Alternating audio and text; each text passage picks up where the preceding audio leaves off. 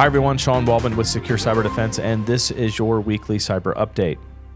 Well, we'll start off the headlines today with a remote code execution or RCE vulnerability in the Microsoft operating system. As you may or may not know, the Windows operating system comes enabled with IPv6 automatically. Why they do this, I'm not sure. However, if you're running a Windows operating system with IPv6 enabled, you will want to immediately install the critical update that's available that will take care and remediate this particular vulnerability. Microsoft is indicating that it's wormable, which means that this is a potential zero-click scenario. So I would get on this as soon as you possibly can. Next up, the National Institute of Standards and Technology, or NIST, has released their first encryption tools to resist quantum computing. Now, it's important that IT administrators and security administrators move as fast as they possibly can to adopt these three new standards so that you can start implementing new encryption algorithms in order to stop attackers from the take now, decrypt later scenario. More information is listed in the YouTube video itself, but the three new standards are FIPS 203, FIPS 204, and FIPS 205. So check that out. I'm going to look to see if I can get a quantum computing encryption expert on the show later on and see if we can maybe take a little bit deeper dive, because I know this is super important from a quantum computing standpoint. Next is another remote control execution vulnerability in the Solarwinds web help desk.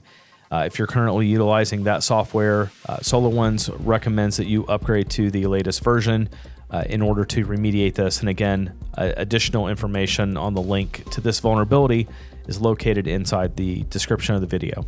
And what seems to be a never-ending list of local governments that are being attacked.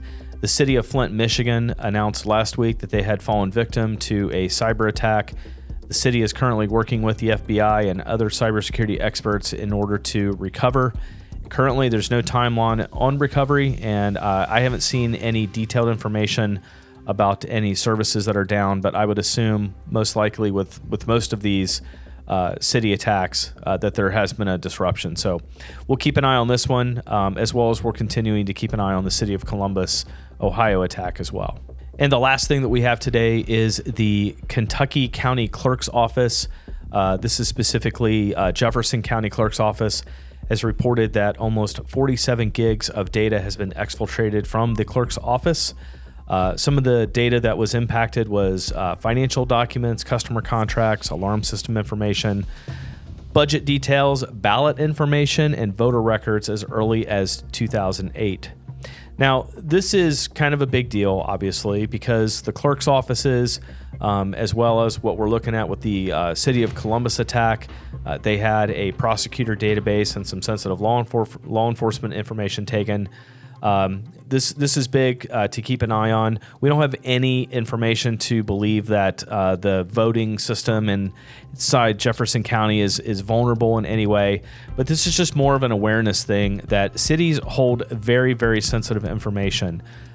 Even though a lot of it could be considered public record and a lot of it is public record, there's a lot of information, especially from a law enforcement perspective, where we hide victim information, specifically information on minors. And in this case, with the clerk's office, we've got information maybe related to how a person voted. Again, some of this is public information. It is publicly viewable. But this is just we're just reporting a little bit more on the responsibility of local government to keep the data safe.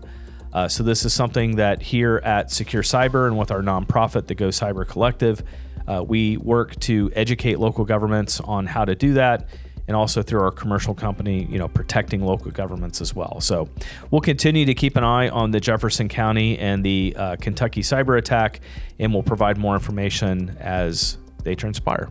And that's all we have for today. I appreciate you viewing. Please like and subscribe to the channel. Share this channel with others. We provide weekly updates on some of the bigger headlines. We also release the CS Cyber podcast series as well. We take a little bit more detail look into some of the articles that we do here on the weekly cyber update. And as always, we appreciate your viewership. And hey, let's be careful out there.